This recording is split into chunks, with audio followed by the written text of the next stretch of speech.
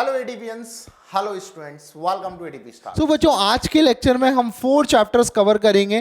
That is अपनी arithmetic reasoning, alphabet test, coding decoding और हमारा डायरेक्शन साइंस। इनमें सबसे इंपॉर्टेंट चैप्टर है हमारा कोडिंग डिकोडिंग, बिकॉज सबसे अच्छे क्वेश्चंस जो आपको पेपर में मिलेंगे वो भी कोडिंग और डिकोडिंग से ही होंगे।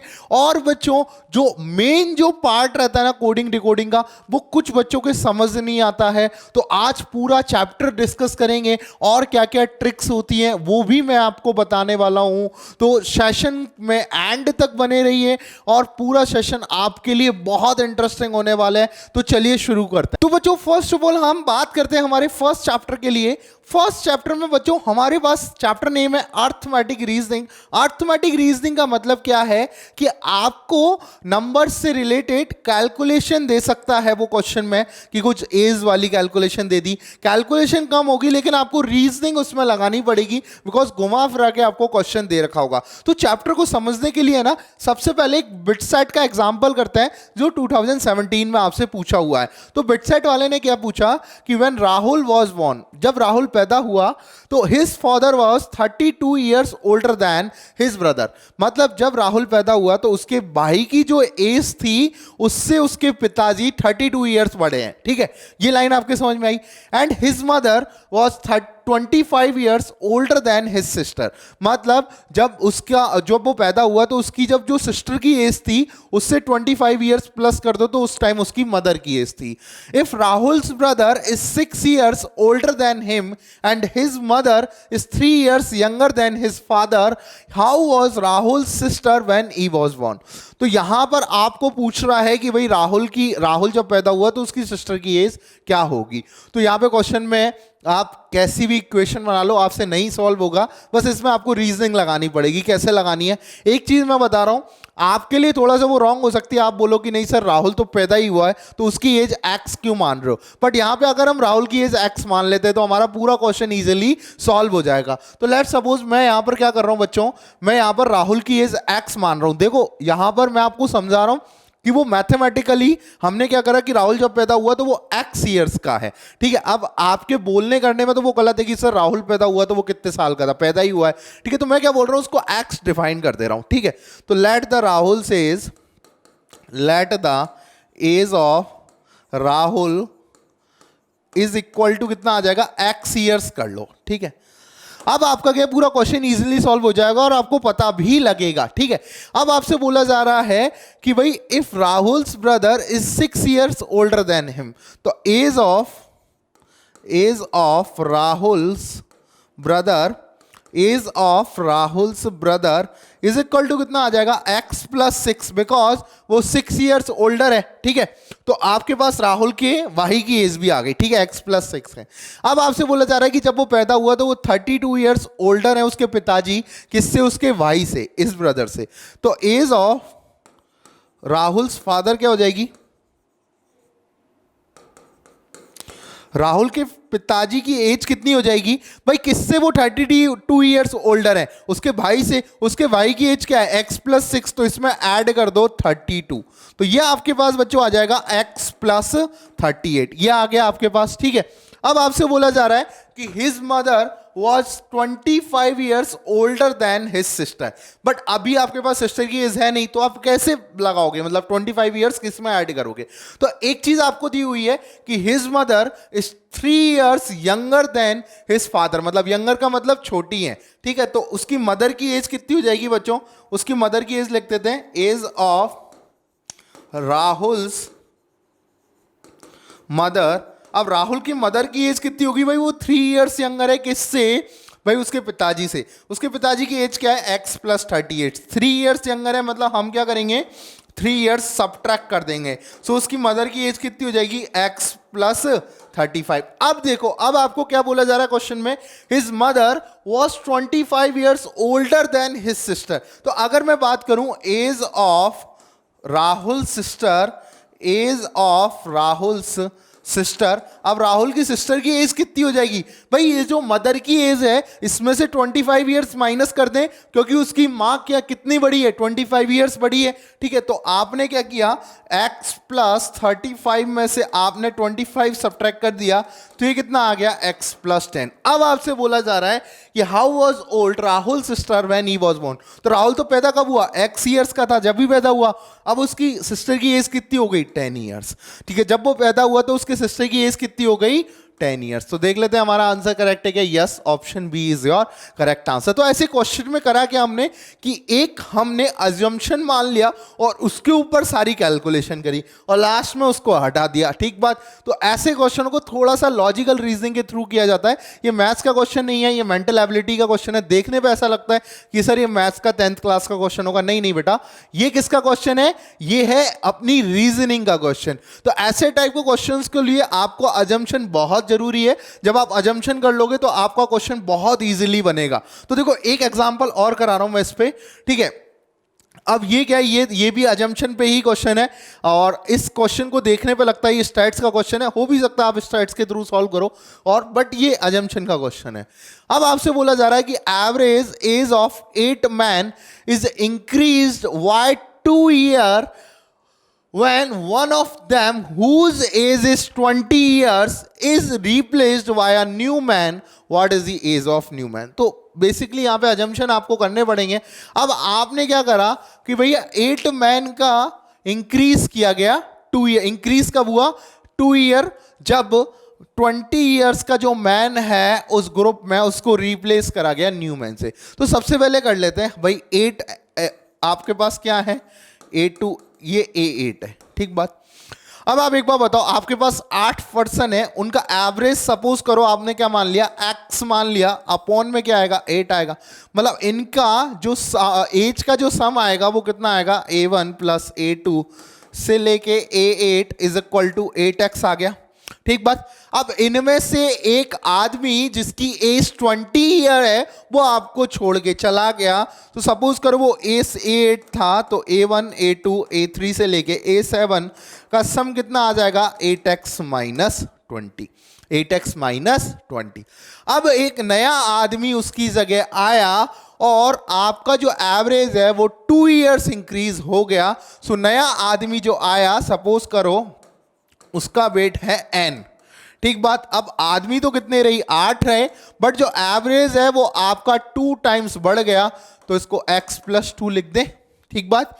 क्रॉस मल्टीप्लाई करो, सो यहां पे आ जाएगा 8x minus 20 plus n is equal to 8x plus 16। 8x से 8x कट गया। ठीक है, अब n क्या हो गया आपका? 20 को उधर ले जाओगे तो 36 ईयर्स का एक नया आदमी आया, तभी तो क्या हुआ? वेट क्या बढ़ गया? 2 ईयर बढ़ गया एवरेज वेट। तो समझ में आया, अजम्पशन करनी पड़ेंगी आपको ऐसे क्वेश्चनों में।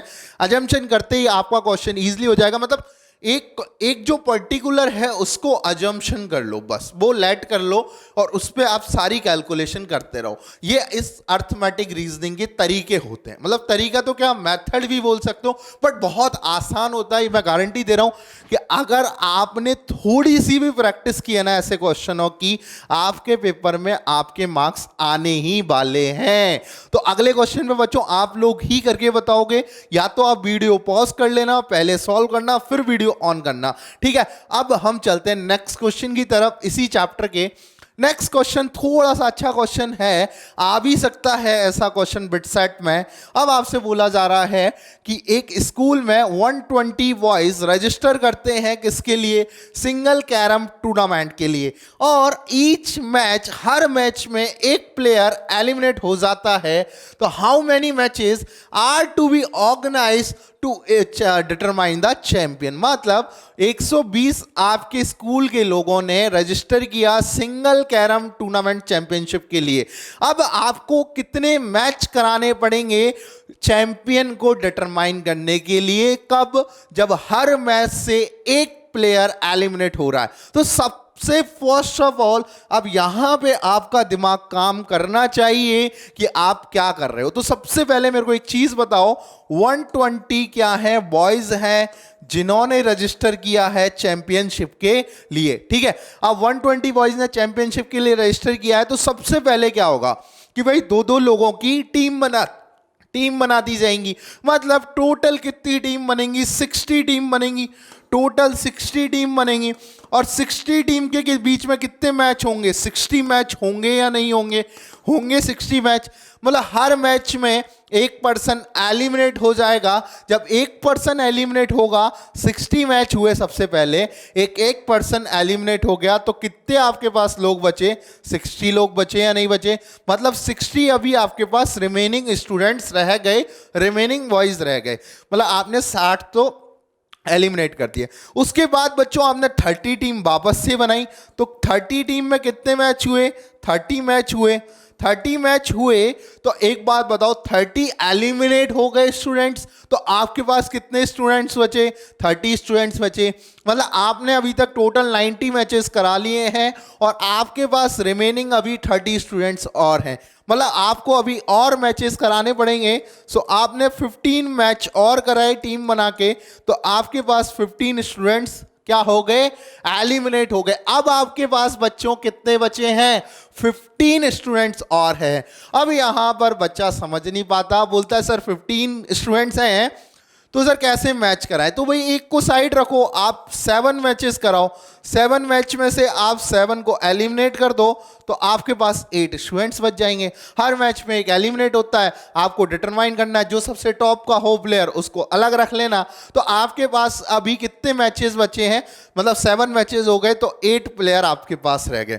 अब इनमें से भी आपको एलिमिनेट करने हैं, तो 4 टीम बनानी पड़ेंगी। 4 मैचेस होंगे जिनमें से आपके पास कितने बच गए? 4 प्लेयर बच गए। फिर वापस से आपने 2 मैच कराए और कितने प्लेयर बच गए? 2 प्लेयर। फिर वापस से आपने एक मैच कराया और आपका जो चैंपियन है वो यहां पे निकल के आ गया है।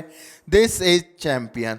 आप टोटल मैच काउंट कर लो, बिकॉज बच्चों को समझ ही नहीं आता ऐसा क्वेश्चन, सर अगर फंस जाए तो कैसा करे। बस थोड़ा सा आपका माइंड लग रहा है यहां पर, ठीक है। तो टोटल मैच काउंट कर लेते हैं। 60 प्लस 30 90, 90 प्लस 15 105, 112, 116, 118 और 119। So option C is your correct answer. ठीक है बच्चों, अब बच्चा गलती क्या करता है? सबसे पहली गलती बता देता हूं, वो क्या करता है, सर 120 बॉयज हैं, एक एक को एलिमिनेट करना, 60 मैच करा लो, एक एक एलिमिनेट हो जाएगा। अरे आपको चैंपियन बनाना है, आप चैंपियन बनाओगे तभी चैंपियन बनोगे। तो यहां पर क्या हो गया, आपको समझ में आया? ऐसा मैचेस वाला क्वेश्चन आ जाए तो कैसे करना है। बिल्कुल बच्चों एक्यूरेट आपको ऐसा क्वेश्चन मिल भी सकता है पेपर में, तो समझ के जाना अच्छे से। नेक्स्ट क्वेश्चन पे चलें। चलो अगला क्वेश्चन सॉल्व करते हैं। बहुत ही अच्छा क्वेश्चन है ये अपना वाला। यहां पर बच्चों क्वेश्चन में बहुत घुमाया हुआ है, थोड़ा सा आप अपना माइंड लगाओगे ना तो आपका क्वेश्चन बहुत इजीली बन जाएगा। और बच्चों ये ऐसे क्वेश्चन आते ना तो बच्चा कंफ्यूज हो जाता है, सर क्या लैंग्वेज बोल रखी है। सबसे फर्स्ट ऑफ ऑल लैंग्वेज ही समझ नहीं आती। तो आज वही ये देखो एग्जाम पॉइंट ऑफ व्यू से बहुत ही अच्छे अच्छे क्वेश्चंस मैंने यहां पर पिक किए हैं। तो ये क्वेश्चन जरा सा आप दिमाग लगाइए, क्या कह रहा है कि mother was ask how many gift she had in the work. मतलब माँ से किसी ने पूछा कि भाई उसके पास कितने गिफ्ट हैं बैग में, तो वो कैसे जवाब दे रही है, उसका जवाब देने का तरीका बहुत डिफरेंट है और वही आपको समझना है। कैसा डिफरेंट है? शी रिप्लाइड, उसने रिप्लाई किया कि there were all dolls but 6। But 6 पे वो रुक गई। उसने बोला सारी डॉल हो सकती हैं बट 6, मतलब 6 नहीं है, बाकी सारी डॉल्स हो सकती है। फिर उसने क्या बोला कि भाई सारी कारें भी हो सकती हैं बट 6। फिर वो रुक गई कि भाई 6 नहीं है, बाकी सारी कारें हो सकती हैं, ठीक है। फिर उसने बोला कि भाई ऑल बुक्स भी हो सकती हैं बट 6 नहीं है, ठीक बात, 6 बट 6 पे वो रुक जाती है, ठीक है। अब उससे बोला कि भाई हाउ मैनी गिफ्ट, कितने गिफ्ट हैं तेरे पास, ठीक है। तो अब इस पैरामीटर को समझने का तरीका देखो कि लेट, आपने क्या किया, लेट कर लिया, let she had total gifts. कितनी गिफ्ट्स हैं उसके पास? Total X. सपोज करो एक्स गिफ्ट है। कितनी गिफ्ट है? एक्स गिफ्ट है, ठीक है। कितनी गिफ्ट है उसके पास? एक्स। एक सेकेंड रुको, ठीक, कितनी गिफ्ट है उसके पास, x, ठीक है। अब आपसे अगली लाइन उसने क्या बोली कि भाई there were all dolls but 6। तो अगर मैं आपसे पूछता कि सर नंबर ऑफ डॉल्स ही बता दो आप, तो आप बोलते कि सर नंबर ऑफ डॉल्स क्या हो जाती भाई, ऑल डॉल्स बट 6। तो नंबर ऑफ डॉल्स क्या हो जाती, x माइनस 6। भाई 6 घटा दो, उसने बोला सारी डॉल हो सकती है बट 6 नहीं, तो 6 घटा दिए टोटल में से, ठीक है। अब उसने अगली लाइन बोली कि all cars but 6, number of cars कितनी हो गई, x माइनस 6। फिर आपसे बोला ऑल बुक्स भी हो सकती है बट 6 नहीं है, ऑल बुक्स तो x माइनस 6। अगर इन तीनों का मैं सम कर दूं तो टोटल x के बराबर आ जाएगा। भाई गिफ्ट कितने, उसने 3 ही डेफिनेशन दी, तीनों का सम कर दो x के बराबर, तो ये कितना हो जाएगा 3 into x minus 6 is equal to x, 3x minus 18 is equal to x।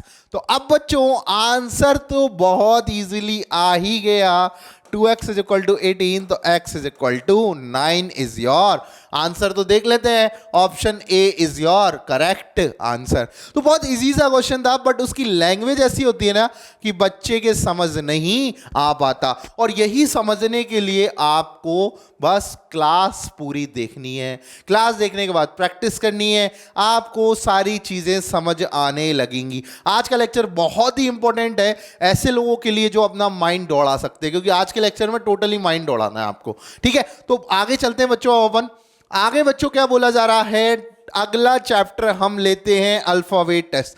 Arithmetic reasoning में मैंने आपको जो भी इंपॉर्टेंट कंसेप्ट थे कि ऐसे क्वेश्चन बन सकते हैं, ऐसा भी आ सकता है, वो सारे क्वेश्चंस मैंने कवर कर लिए हैं। अगला चैप्टर बच्चों आपकी रीजनिंग में आता है अल्फाबेट टेस्ट। कि अल्फाबेट टेस्ट में बच्चों आपके पास कुछ अल्फाबेट के नंबर्स दिए जाएंगे और उनको लेके आपसे कुछ क्वेश्चंस पुटअप किए जाएंगे। उन क्वेश्चंस पे आपको थोड़ा सा फोकस करना है। आप ये सारे टाइप के अच्छे अच्छे क्वेश्चंस कर लोगे, उसके बाद थोड़ा सा आपको आइडिया लगने लग जाएगा। ऐसे क्वेश्चंस में आप दिमाग लगाने लग जाओगे। बेटा मेरा काम है आपको जस्ट आइडिया देना, और उस आइडिया के थ्रू आपके दिमाग में वो कंसेप्ट डेवलप करना। उस कंसेप्ट को जब आप अप्लाई करोगे तो ऑटोमेटिकली आपसे क्वेश्चंस बनने वाले हैं। तो इस वाले चैप्टर का पहला क्वेश्चन मैं एक एग्जाम्पल के तौर पे ले लेता हूं, जो बिटसेट 2011 में पूछा हुआ है। बहुत सिंपल क्वेश्चंस है, बहुत सिंपल, आप देखो तो सही एक बार। आपसे बोला क्या जा रहा है, select the combination of numbers. आपको ऐसे कॉम्बिनेशन ऑफ नंबर सेलेक्ट करने हैं so that letters arrange will form a meaningful word. मतलब आपको नंबर दिया जा रहा है एच का 1, एन का 2, आर का 3 और सी का 4, ए का 5, बी का 6। अब आपको इसको रीअरेंज करके एक मीनिंगफुल वर्ड बनाना है। अब मीनिंगफुल वर्ड बनाना है, अब जो जिस किसी को ऐसे क्वेश्चन नहीं करने आते उनके लिए एक ही तरीका बचता है, that is only option based तरीका। मतलब सबसे पहले आपने लिखा HNRCAB, इसका नंबर लिख लो। नंबर लिखने में गलती मत करना, 1 2 3 4 5 6, ठीक है। पहला ऑप्शन उठाओ, पहला ऑप्शन उठा के जैसे आपने ए ऑप्शन पुटअप किया, ए ऑप्शन आपने उठा लिया। ए ऑप्शन को उठाने के बाद उसका नंबर लिख लो 253416। अब 2 नंबर किसका है, एन का है। 5 नंबर किसका है, ए का है। 3 नंबर किसका है, आर का है। 4 नंबर किसका है, सी का है। 1 नंबर किसका है, एच का है। और 6 नंबर किसका है, बी का है। अब बच्चों अगर ये मीनिंगफुल वर्ड बन रहा है NARCHB, क्या मीनिंग है, कोई मीनिंग नहीं है, तो ये ऑप्शन गलत है। अब आपको ऐसे ही चारों ऑप्शन में करना है, जिसमें मीनिंग दिख जाए उस पर करेक्ट कर देना, और या फिर अपना दिमाग लगाना कि HNRECBAB क्या बन सकता है। तो अब इसको सोचना थोड़ा सा डिफिकल्ट होता है, बट मैं ये नहीं कह रहा इम्पॉसिबल है। कई बच्चे सोच जाते हैं कि सर बी को रख लें, आर दिख गया, ए भी दिख गया, सर ब्रांच जैसा कुछ दिख रहा है, ये उसी को देखेगा जिसको वर्ड की थोड़ी सी नॉलेज है। तो आई सजेस्ट कि आप ऑप्शन बेस्ड तरीके से जाओ तो आपका काम भी आसान हो जाएगा। अब इसी में अगर आप सेकंड और थर्ड ऑप्शन चेक करोगे तो गलत आएंगे। एक बार फोर्थ ऑप्शन जरा चेक करो, डी ऑप्शन 6 3 5, और आपको दिख जाएगा। मैं कह रहा हूँ ज़्यादा टाइम भी नहीं लगेगा अगर खटाखट स्पीड है तो आपकी। 6 क्या है, बी है।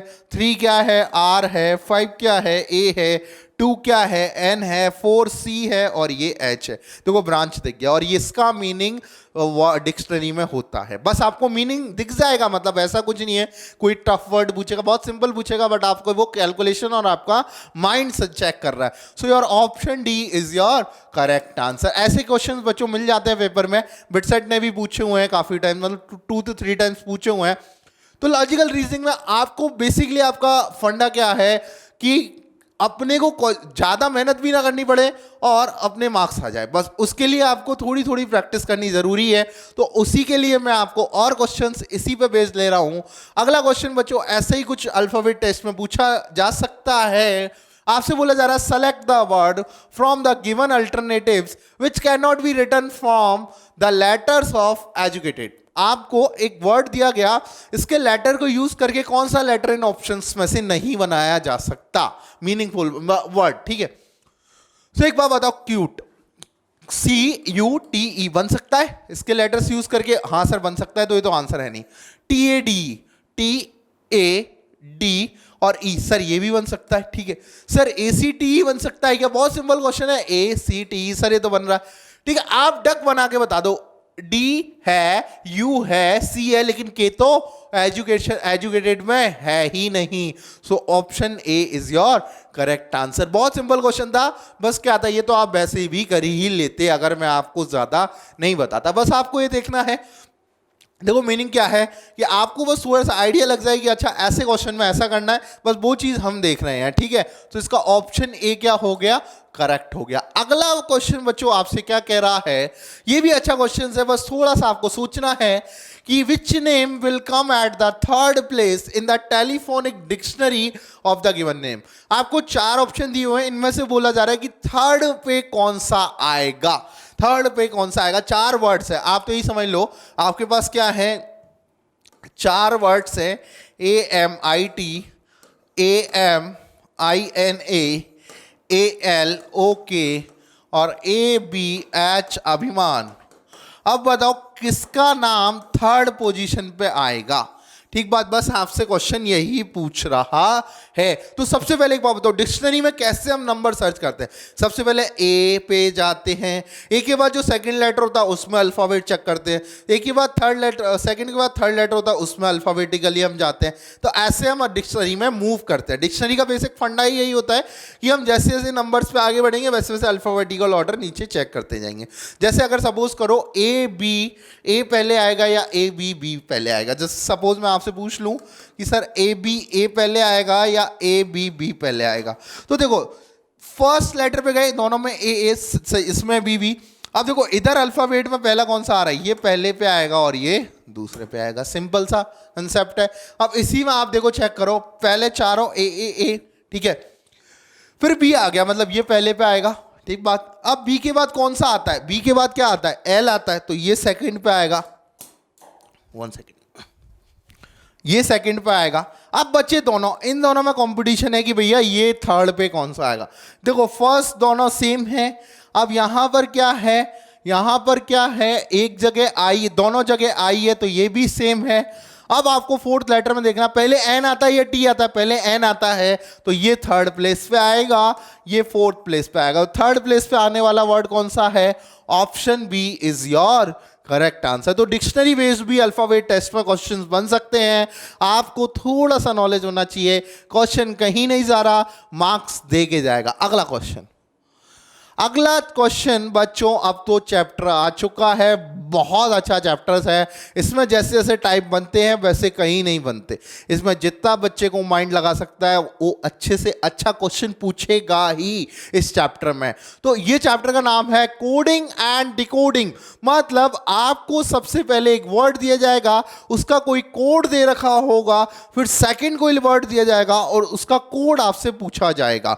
मतलब सबसे पहले आपको जो कोड दिया हुआ है उसको डिकोड करना है, उसमें क्या आपने फॉर्मूले लगाए हैं, क्या मेथड लगाया है, उसकी डिकोडिंग आपको करनी है। देन आप जो सेकंड लेटर है उसमें वही कोड अप्लाई करोगे जो आपके पास गिवन है, और उस कोड को आपको अप्लाई करके कोडिंग करनी है। मतलब first is decoding, then second is coding. तो पहले आपको डिकोड होना चाहिए और सेकंड आपको फिर कोडिंग करनी आनी चाहिए, और यही मैं आपको आज इस चैप्टर में बताने वाला हूं।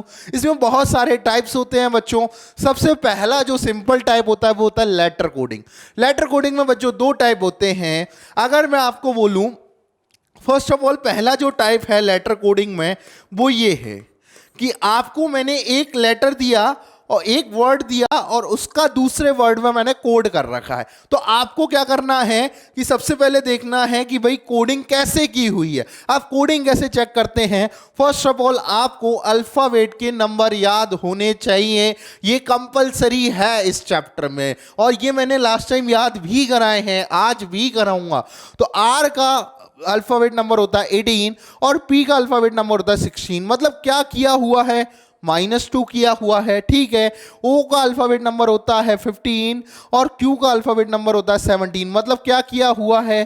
+2 किया हुआ है, ठीक बात। अगला नंबर है 1 और यहां पर है 25। मतलब इसको 1 की जगह हम क्या बोलेंगे? 27। जब भी आगे के नंबरों में बात हो तो 26 में प्लस करते जाओ। अब यहां पर ए को आप क्या बोलोगे? 27। तो y क्या आएगा आपका? -2 किया हुआ है, इधर +2 किया हुआ है और इधर -2 किया हुआ है। मतलब अल्टरनेटिव पे क्या किया हुआ है? पहला word +2, second word -2, third word +2 और फोर्थ वर्ड -2। तो बच्चों यहां पर देखो, आप स्लॉपी आपके पास, अब आपको इसको कोड करना है। पहले आपने डिकोडिंग करी बहुत अच्छे से, अब आपको कोड करना है। तो सबसे पहले आपको क्या करना होगा बच्चों? इनके अल्फाबेट नंबर लिखने होंगे। एस का अल्फाबेट नंबर 19, एल का अल्फाबेट नंबर 12, ओ का अल्फाबेट नंबर 15, पी का अल्फाबेट नंबर 16, ये 16 और वाई का अल्फाबेट नंबर 25। ये याद कैसे रहते हैं? प्रैक्टिस से 2-3 बार करोगे ऑटोमेटिक याद रहने लग जाएंगे। अब आपको पहले क्या करना है? -2 करना है। अब x क्या है? 19 है, तो 17 क्या होगा? q होगा। अब आपको +2 करना है तो l का 12 तो n आ जाएगा। अगला आपको -2 करना है तो o का -2 m आ जाएगा। p का +2 करना है तो q, अब p का +2 r आ जाएगा, और p का -2 कितना होगा? n आ जाएगा। और y का क्या करना है? y का क्या करना है? आपके पास +2 करना है तो y कितना है? 25 + 2 a हो जाएगा। बस यही होगा आपका आंसर। मतलब आपने पहले क्या पहचाना? कोड पहचाना, देन उसकी डिकोडिंग करी और फिर आपने कोडिंग करी। मतलब आपकी डिकोडिंग कोडिंग समझ आई। ऐसा कुछ टाइप मिलेगा जब एक वर्ड दे रखा हो, उसको कोड कर रखा हो, और सेकंड आपसे पूछे तो आपका टाइप 1 काम करेगा, जिसमें आप लेटर कोडिंग में ये समझ सकते हो। देखो दोनों में डिफरेंस है। जब आपको एक लेटर दिया जाएगा, एक वर्ड दिया जाएगा और आपसे पूछा जाएगा अगले लेटर का कोड, अगले वर्ड का कोड, तो आपको उसमें पैटर्न फॉलो करना होगा। लेकिन अगर आपको मैं ऐसे दे दूं कि मैंने 2 वर्ड दे दिए, उनकी कोडिंग दे रखी है, और एक थर्ड वर्ड की मैं कोडिंग पूछूं, तो इसमें आप स्पेसिफिक रूल में मत फंस जाना। आपको क्या करना होगा? नहीं भाई देखो, पी के लिए कौन सा वर्ड डिफाइन है? बी, ठीक है। सो आप इसके जगह वी रख दो, ठीक बात। अब ए की जगह वर्ड डिफाइन है डी, तो ए तो इसमें कहीं यूज नहीं हो रहा। आर की जगह देखो, आर की जगह वर्ड डिफाइन है एफ, ठीक है। आर की जगह वर्ड डिफाइन है एफ, देखो दोनों में कॉमन एफ आ रहा है तो यहां पर एफ आ जाएगा। ई की जगह लेटर कौन सा डिफाइन है? जी, तो इधर भी देख लो जी आ रहा है, तो एफ जी बी आ गया, ठीक है। आर की जगह लेटर कौन सा डिफाइन है? एफ। आई की जगह देखो, आई की जगह देखो क्या आ रहा है? एक्स आ रहा है, ठीक है। एन की जगह क्या आ रहा है बच्चों? जे आ रहा है, देखो एन की जगह जे आ रहा है, और टी की जगह बच्चों क्या आ रहा है? के आ रहा है। बस हो गया आपका क्वेश्चन। क्योंकि बच्चा क्या करता है कि 2 लेटर 2 वर्ड देखे और उन फिर इनकी क्या करने लग गया? डिकोडिंग करने लग गया, और क्वेश्चन में बहुत लेंथी टाइम जनरेट कर लेगा, बहुत ज्यादा टाइम खपा लेगा, क्वेश्चन भी छूटेगा और अगले क्वेश्चनों पे फैक्ट पढ़ने लग जाएगा। तो जब आपको क्या समझना कोडिंग डिकोडिंग में, जब आपको एक वर्ड दिया, दूसरे वर्ड की कोडिंग पूछी, तो देन आपको पैटर्न देखना है। 2 वर्ड दिए, थर्ड वर्ड की कोडिंग पूछी, पैटर्न नहीं देखना है। जिस लेटर का करस्पॉन्डिंग वर्ड आपके पास गिवन हो, दोनों में देख लेना, कॉमन ही होगा तो थर्ड वर्ड की आप कोडिंग कर सकते हो। बहुत आसान सा सवाल था, ठीक है। अगले इसके टाइप पे चलते हैं। इसमें सिंबल कोडिंग आती है और सब्स्टिट्यूशन आता है। सिंबल कोडिंग को हम क्या करते हैं कि जैसे आपको दिया गया कि सर ई का 5 है, पेन का 35 है, तो पेज का नंबर बताओ, कोडिंग करो। तो ई का 5 तो क्या है, ई का नंबर ही इटसेल्फ 5 होता है या नहीं होता है। अब पेन में देखो कैसी कोडिंग कर रखी है। पी का नंबर क्या होता है बच्चों 16, ई का नंबर क्या होता है 5 और एन का नंबर होता है 14। जरा इनको सम करके देखो क्या दे रखा है। सम करके देखोगे सर ये तो 35 दे रखा है। बस आपका काम तो आसान हो गया। आपको क्या पता लग गया क्या कोडिंग कर रखी है, समेशन। बस आपने डिकोड कर लिया। अब इसमें कोडिंग कर दो। क्या दे रखा है आपके पास, पेज का आप कैसे लिखोगे, पी का नंबर हो गया 16, ए का नंबर हो गया 1, जी का नंबर हो गया 7 और ई का नंबर क्या हो गया बच्चों 5। बस इसकी कोडिंग क्या, 16 1 17, 17 और 7 24 और 5 29। बस इसका आंसर हो गया 29। तो आप इसमें जरा जैसे जैसे टाइप समझते जाओगे बहुत आसान काम होता जाएगा, ठीक है। अगला जो टाइप आता है बच्चों सब्स्टिट्यूशन इज जस्ट, आपको एक सिंपल सा क्वेश्चन दिया जाएगा। इसमें मैं होप करता हूं कि आप बहुत जल्दी समझोगे भी। आपको बोला गया if diamond is called gold, अगर डायमंड को हम बोले गोल्ड और गोल्ड को बोले सिल्वर, सिल्वर को बोले रूबी, रूबी को बोले एमरेड, ठीक है, विच इज द चीपेस्ट। आप चीपेस्ट कौन सा है, आप जनरल दिमाग लगाओ, सबसे चीपेस्ट कौन सा होता है, सिल्वर। लेकिन सिल्वर को क्या बोला जा रहा है, रूबी, और रूबी को क्या बोला जा रहा है ये। अब ये तो कहीं ऑप्शन में है नहीं, तो सबसे ज्यादा चीपेस्ट जो है वो क्या होगा, your Ruby is your cheapest, because आपने लैंग्वेज ही चेंज कर दी, ठीक है। सबसे चीपेस्ट सिल्वर होता है, बट सिल्वर को क्या बोल रहे हो आप, रूबी बोल रहे हो, तो सबसे ज्यादा जो चीपेस्ट होने वाला है दैट इज रूबी। तो समझ गए आप इस टाइप की कोडिंग। अगला एक टाइप कोडिंग इसमें आता है ऐसे कि आपको दिया जाएगा 617 को क्या बोल रहे हो, स्वीट एंड हॉट, ठीक है। अब उसके बाद 735 को बोला जा रहा है कॉफी इज स्वीट, और आपको 263 को बोला जा रहा है टी इज हॉट। और अब आपको इन तीनों कोडों को देख के कोडिंग लिखनी है कॉफी इज हॉट। तो बहुत सिंपल सी कोडिंग होती है, देख लेते हैं कैसे कोडिंग कर पाते हैं। ऐसे तरीका बता दे रहा हूं, तरीका देख के आपको आइडिया लगेगा अगले क्वेश्चनों का। तो देखो 617 और 735 के इसको ऑब्जर्व करो, दोनों में कॉमन क्या है, कॉमन क्या दिख रहा है आपको, स्वीट और स्वीट। दोनों में कॉमन क्या है, स्वीट कॉमन है। इन दोनों में कॉमन देखो, इन दोनों में कॉमन क्या है 7, तो स्वीट का जो लेटर हो गया, स्वीट का जो नंबरिंग हो गई वो हो गई दैट इज 7, ठीक बात। अब आप इन दोनों में चेक करो, इन दोनों में कॉमन क्या है, इज। इन दोनों में कॉमन क्या है, इज। और देखो इन दोनों में कॉमन क्या है 3, तो इसकी कोडिंग हो गई 3, इसकी कोडिंग हो गई 3। अब एक बात बताओ, स्वीट की कोडिंग 7, इसकी कोडिंग 3, तो कॉफी की कोडिंग क्या हो गई 5। कॉफी का जो कोडिंग नंबर हो गया वो डेट इज 5। बहुत सिंपल सा था। अब आप देखो कि आप इन दोनों को कंपेयर करो, इन दोनों में कॉमन क्या है, 6 कॉमन है, और क्या कॉमन है, हॉट कॉमन है। तो हॉट की कोडिंग हो गई 6, हॉट की कोडिंग हो गई 6, ठीक है। कॉफी की कोडिंग 5, इसकी कोडिंग 3, हॉट की कोडिंग 6, तो योर आंसर विल बी 536, ठीक है बच्चों। बहुत आसान से क्वेश्चन थे। अब हम करते हैं थोड़ा सा बिट सेट के टाइप पे हम मूव करते हैं कि सर बिट सेट में कैसा क्वेश्चन पूछा गया है। बिट सेट का क्वेश्चन आप खुद सॉल्व करने वाले हो। बिट सेट के क्वेश्चन में बोला जा रहा है in a code language regains is coded as QDF FZHMR, then the word periods will be coded as, मतलब एक ही वर्ड दिया गया है जिसकी कोडिंग आपको गिवन है, अगले लेटर की कोडिंग आपसे पूछ रहा है, तो मतलब आपको मतलब पैटर्न देखना ही होगा। पैटर्न देखने के लिए आप इस वर्ड को लिखो री, और अब मैं आपको गारंटी से बोल रहा हूं, जिस भी बच्चे को अगर नंबरिंग याद नहीं है वो सबसे ज्यादा फंसेगा। जिसको नंबर याद है वो टाइम भी बचाएगा और जल्दी भी आंसर करेक्ट लेके आएगा।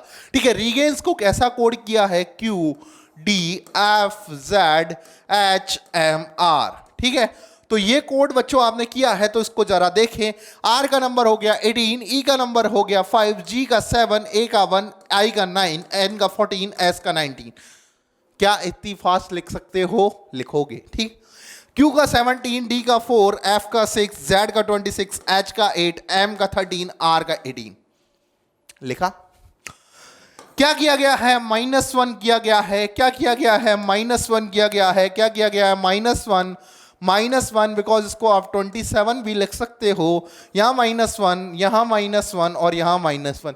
मतलब पूरी कोडिंग, बहुत सिंपल क्वेश्चन पूछा गया था बिटसेट 2018 में। ऐसा क्वेश्चन बताओ आप आएगा तो आप कर पाओगे या नहीं कर पाओगे? ठीक है, अब आपको कोडिंग किसकी करनी है? अब आपको कोडिंग किसकी करनी है? अगले नंबर की। एक सेकेंड, कहाँ गया? अगला नंबर आप लिख लो बस, PERIODS, सब में -1 करना है। फटाफट नंबरिंग करोगे तो आसान भी रहेगा, वैसे भी कर सकते हो। P से पहले क्या आता है? O आता है, E से पहले D आता है, R से पहले S आता है, R से पहले Q आता है। अब यही तो गलती करते हो ना, फटाफट नंबरिंग कर लो। P का क्या हो गया? 16, E का 5, R का 18, I का 9, O का 15, D का 4, S का 19। बस 15 पे क्या आएगा? O, 4 पे क्या आएगा अपने पास? D, 14 पे मतलब 17 पे क्या आएगा आपके पास? Q, 8 पे क्या आएगा? H, O, N, ठीक है, D, C, और S पे क्या आ जाएगा बच्चों? R। बस ODQHNCR, ODQHNCR, option C is your correct answer. Yes, option C is your correct answer.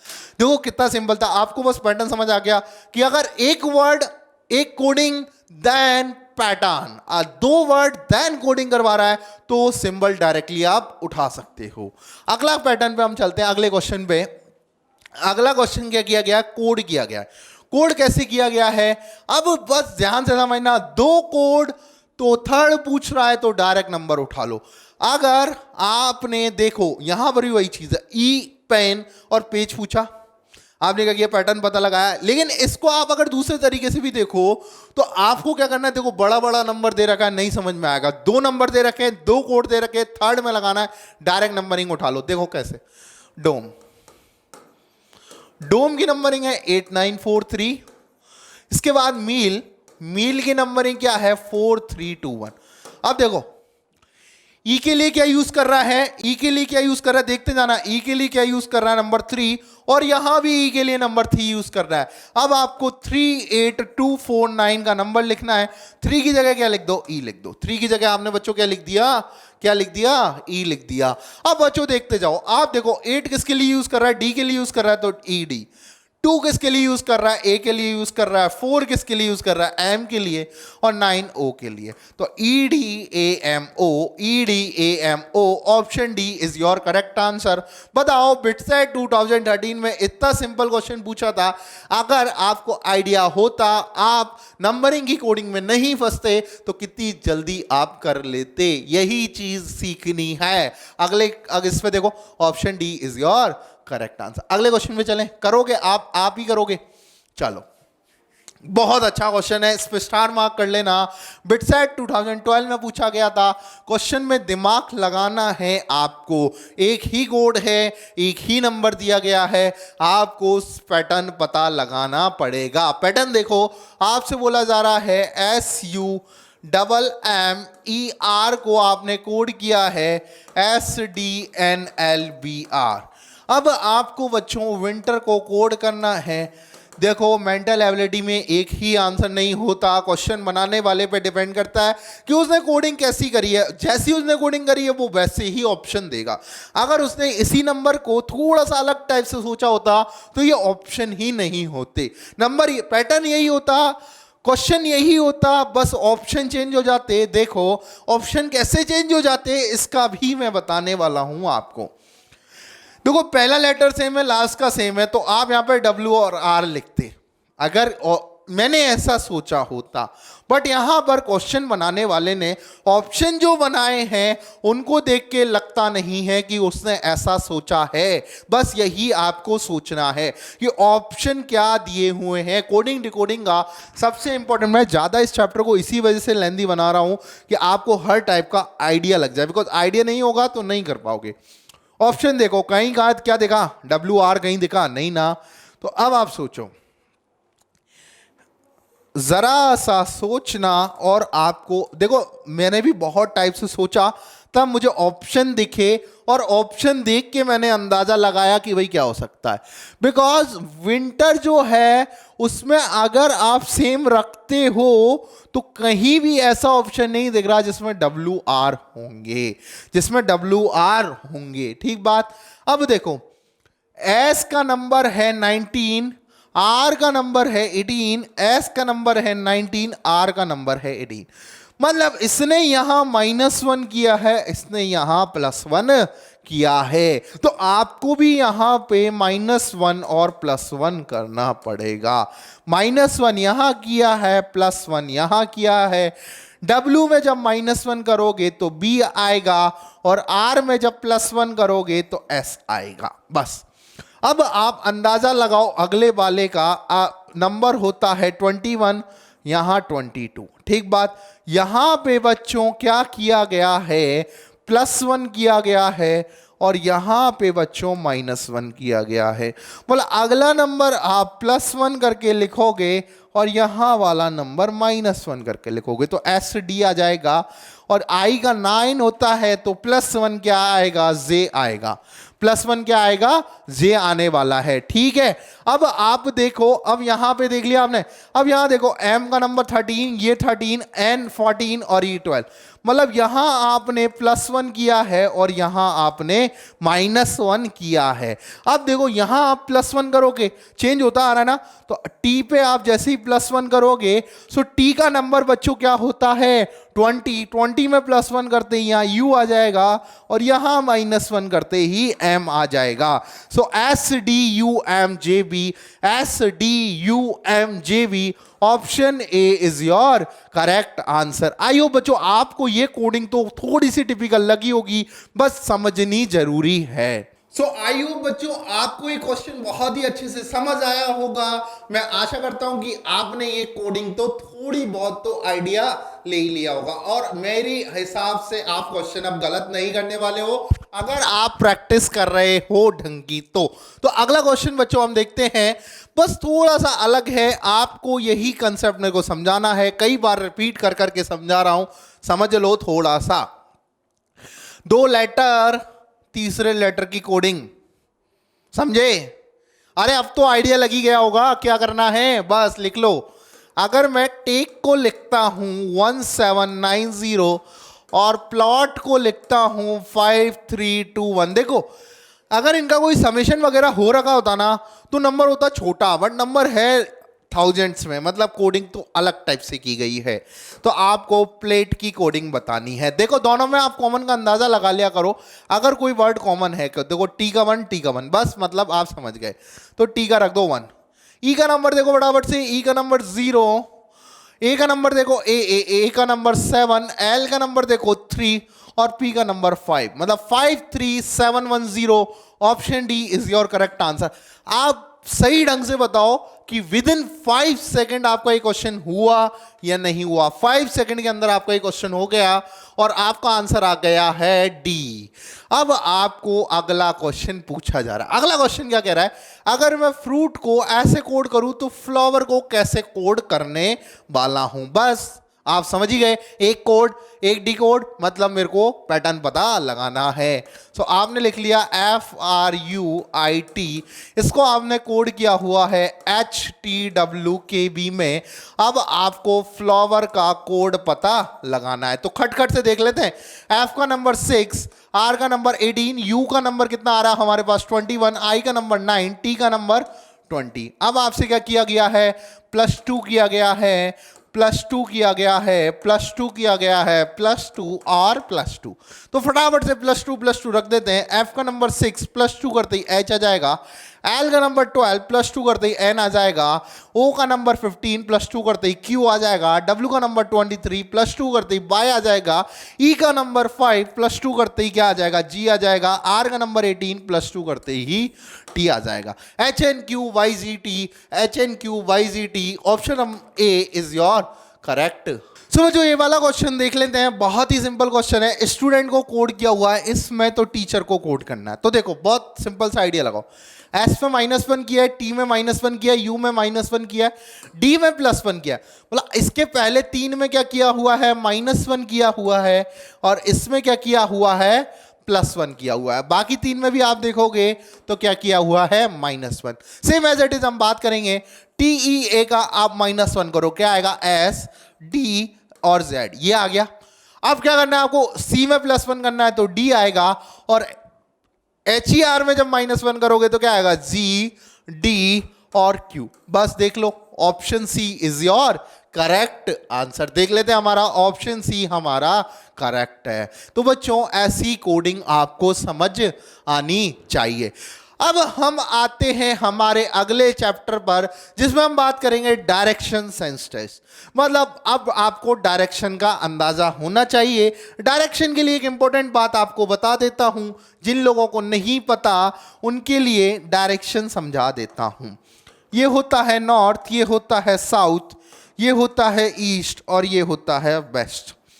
इस लोकेशन को बोलते हैं नॉर्थ ईस्ट, इसको बोलते हैं साउथ ईस्ट, इसको बोलते हैं साउथ वेस्ट और इसको बोलते हैं नॉर्थ वेस्ट। बस अब ये चीज़ आपको थोड़ी सी समझ आनी चाहिए। जिसको वेस्ट ईस्ट में कंफ्यूजन हो उसके लिए एक सिंपल सा फॉर्मूला, ये बांग्लादेश जानते हो, बांग्लादेश जानते हो, ये बांग्लादेश है और ये वेस्ट बंगाल है। आप वेस्ट आपको याद रह जाना चाहिए, जो लेफ्ट साइड में है वेस्ट है। अब आपको कभी भी भूलो ना, west Bengal Bangladesh, west Bengal left side है और बंगाल कहाँ है, east Bengal, that is Bangladesh. बस इतना सा याद रहना चाहिए। और अगर आपको ये पता है तो आप ये क्वेश्चन बहुत आसानी से कर सकते हो। क्वेश्चन बच्चों आपसे क्या कह रहा है, क्वेश्चन इस चैप्टर में पूछा जाएगा, आपको घुमाया जाएगा रोड पे काफी ज्यादा, नॉर्थ वेस्ट साउथ वेस्ट आपको घुमाता रहेगा क्वेश्चन वाला। तो क्वेश्चन देखो बच्चों, नीरज स्टार्ट हुआ वॉकिंग के लिए टूवर्ड साउथ। नीरज यहां खड़ा था, साउथ की तरफ स्टार्ट हुआ, कितना गया वो 15 मीटर। उसके बाद उसने टूवर्ड्स नॉर्थ की तरफ वापस आ गया, कितने मीटर चला नॉर्थ की तरफ वापस आके, 20 मीटर उसने क्या चली नॉर्थ की तरफ वापस आके, यहां पहुंचा वापस नॉर्थ चला गया। तो ये कितना चल लिया टोटल, 20 मीटर। अब आपसे बोला जा रहा है कि भाई वो ईस्ट की तरफ भागा 10 मीटर, ईस्ट की तरफ वो 10 मीटर चला गया। Now he turns towards south and walk 5 metre. अब कितना चल लिया वो, 5 मीटर चल लिया। तो बताओ how far he from his original position, कहां से पूछा है, ओरिजिनल पोजीशन से पूछा है, तो डायरेक्शन भी कहां से मेजर करेंगे, ओरिजिनल पोजीशन से करेंगे। देखो लाइन अगर चेंज हो जाती तो आंसर ही चेंज हो जाता। लाइन का मतलब समझो कि वो जब अभी जहां पर है वो अपनी ओरिजिनल पोजीशन से कितना दूर है और किस डायरेक्शन में है। अगर मैं इसी लाइन को थोड़ा सा घुमा के आपसे बोलता कि उसकी ओरिजिनल पोजीशन उससे कितनी दूर है और किस साइड है, दोनों में डिफरेंस है, आंसर भी अलग अलग आएगा। तो बताओ ये अपनी ओरिजिनल पोजीशन से 10 मीटर की दूरी पर है। देखो 20 चला, 5 वापस आ गया, तो ये तो बराबर हो गई, ठीक है। 10 मीटर की डायरेक्शन दूरी पर है, that is in east direction. कहां पर है? ईस्ट में है। अगर मैं पूछता कि इसकी लोकेशन अब उसके घर से, अब ये उसका घर इसकी लोकेशन से कितना दूर है, तो 10 मीटर क्या आता? वेस्ट आता। बट अभी क्या आएगा? 10 मीटर ईस्ट आएगा। आई होप आप सारे के सारे इस चीज को समझ गए होंगे। अगला क्वेश्चन कराऊंगा तो आइडिया भी लगेगा। बहुत समझ। Sushma walks 20 metre towards north. 20 metre गई वो नॉर्थ की तरफ। Then she turns right and walk 30 metre. अब राइट देखो यहां से मूव करी वो 30 metre. Now she turns right and walk 30 metre. अब राइट कैसा लेगी? वो यूं ही तो लेगी। और 30 कितना चली? 35 metre. Now he turns left and walk 15 metre. Left कहां लेगी? यहां लेगी। उसने लेफ्ट ले लिया। बस आपको लिखते जाना है। Again she turns left and move 15 meter. वापस चल दी 15 meter. Finally she turns left and walk 15 meter. वापस कहां गई? यहां आ गई। In which direction? How far is she from her original position? अब देखो, ये 20 है ऊपर और ये 35 है, मतलब यहां 15 चली वापस, तो मतलब ये इसी लाइन में आ गई। अब बताओ ये कितना है? ये 30 मीटर की दूरी पर है और कहां है? ईस्ट डायरेक्शन में। भाई ओरिजिनल पोजीशन से पूछा है तो इससे डायरेक्शन देखो ईस्ट होगी, और कितनी दूरी पर है? 30 metre. So your option B is your correct answer. आइयो बच्चों, आप ऐसे क्वेश्चन में तो आइडिया लगा ही लोगे। अगला क्वेश्चन बच्चों, ये क्वेश्चन थोड़ा सा अच्छा है, मतलब इसमें अजम्पशन जरूरी है। अजम्पशन इसमें नहीं, अगले वाले क्वेश्चन में। Ganesh move 20 metre towards east from his house. भाई इसका ये हाउस है और यहां से वो 20 मीटर चला है टुवर्ड्स ईस्ट। ठीक बात। अगला आपसे क्या कह रहा है?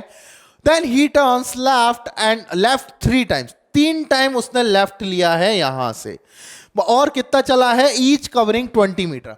अब पहला लेफ्ट कहां लेगा? यहां लेगा, 20 मीटर चल लिया। अगला लेफ्ट कहां लेगा? यहां लेगा, 20 मीटर चल दिया। 2 लेफ्ट हो गए, एक यहां से मारा था, एक यहां से मारा, तीसरा मारा 20 मीटर का, तो वापस अपनी पोजीशन पे आ गया। Finally he takes 2 successive right turn, each covering a distance of 20 metre. Right turn लिए हैं उसने। अब देखो यहां ये आ गया, अब राइट लेगा तो राइट का यहां आएगा, तो यहां ये 20 मीटर चला। अब इसके बाद राइट लेगा तो यहां आ गया, ये 20 मीटर आ गया। अब in which direction is he with respect to his house?